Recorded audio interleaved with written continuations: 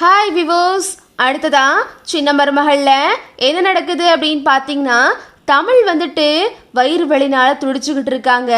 கூடவே வந்துட்டு அந்த கொட்டகையில் ரொம்பவே வெக்கையாக இருக்கிறதுனால அவங்க ரொம்பவே டயர்டாகவும் இருக்காங்க. அங்கிட்டிருந்து ராஜாங்க வந்துட்டு அதை பார்க்குறாரு, தமிழ் ரொம்பவே கஷ்டப்படுறத. அப்புறம் வந்துட்டு ராஜாங்க உள்ளே வந்துட்டு மோகனாவை கூப்பிட்டு சேதுவை கூப்பிட சொல்கிறாரு. சேதுவும் வந்துடுறாங்க. என்னப்பா அப்படின்னு கேட்கும்போது, ஐயா ராசாங்கம், அந்த பிள்ளை ரொம்ப வெளியே சிரமப்பட்டுக்கிட்டு இருக்கு போலையா, நான் பார்த்தேன்.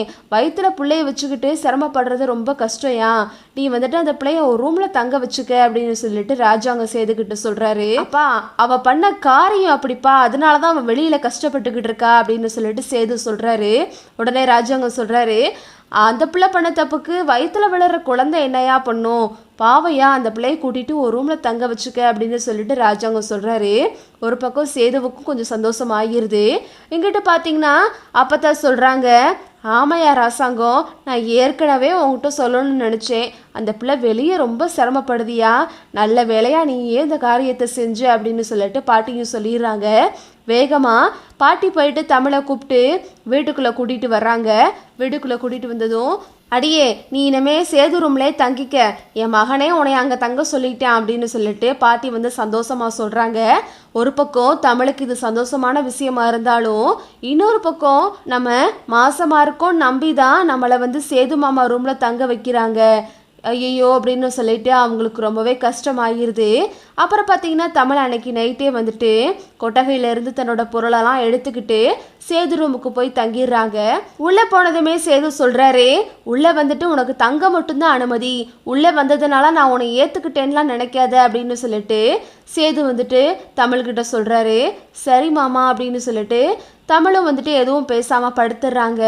அப்புறம் பார்த்தீங்கன்னா தமிழ் வந்துட்டு வயிறு வலினால் பிறண்டு படுத்துக்கிட்டு இருக்காங்க.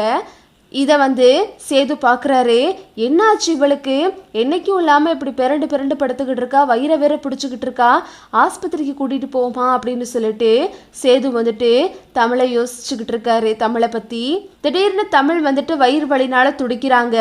அப்புறம் சேது என்ன பண்ணுறாரு, வா என்னாச்சு உனக்கு, வயிற்றுல வேற பிள்ளைய வச்சுருக்க, குழந்தைக்கு ஏதாவது ஆயிரப்போகுது, நம்ம உடனடியாக ஆஸ்பத்திரிக்கு போவோம் அப்படின்னு சொல்லிட்டு சேது வந்துட்டு தமிழை கூப்பிட்றாரு.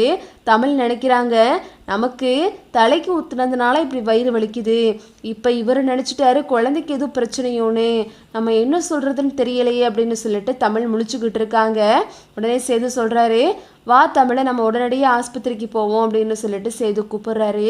இல்லைங்க ஒன்றும் இல்லை, ஒன்றும் பிரச்சனை இல்லை, இது சாதாரணமாக தான் இருக்குது அப்படின்னு சொல்லிட்டு தமிழ் வந்துட்டு சேதுவை சமாளிக்கிறாங்க.